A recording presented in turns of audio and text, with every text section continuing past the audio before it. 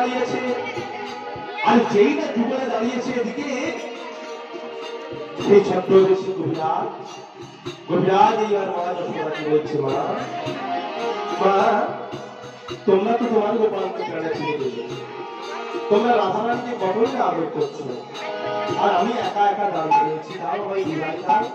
আর এই কথা যেই না বলেছে সঙ্গে সঙ্গে যশোদা বলছে, বেশ ওরে ওরে কবিরাজ তোকে আমি বিদায় দিলাম। বলছে মা সে কি তুমি ভুলে গেলে? তুমি না কথা দিয়েছিলে আমায় তোমার গোপালের দিকে প্রাণে ফিরিয়ে দিই, তুমি বলেন যে গোপালের সমতুল্য সোনাদানা হীরা মুক্তায় উপহার দেবে, দাও আমার উপহার তুমি দাও। এই কথা যেইটা বলেছে সঙ্গে সঙ্গে স্মরণ করে গেছে মা যশোদা। তাই তো আমি তো বলেছিলাম, বেশ আমি যখন কথা দিয়েছি একবার আমি দান করবো, এই বলে মা যশোদা কি করেছে, একটি দাড়ি পাল্লা লাগিয়েছে, দাড়ি পাল্লা এক পাল্লায় চাপিয়েছে প্রাণের প্রিয় কৃষ্ণকে, আর অপর পাল্লায় দিচ্ছে নন্দালয়ের ভরত।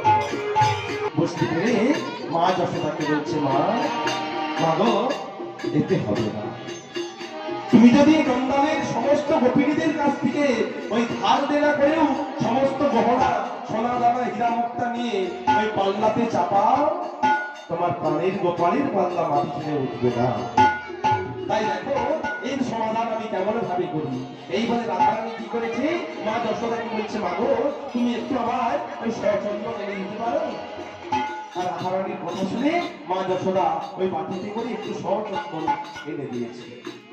আর রাধারানী কি করেছে, রাধারানী করেছে কিনা একটিমাত্র তুলসী পত্র রয়েছে, একটিমাত্র তুলসী পত্র নয়ে। এইবার সেই তুলসী পত্র খালির পরে ওই সচন্দন দিয়ে কৃষ্ণ নাম লিখলেন, আর কৃষ্ণ নাম লিখে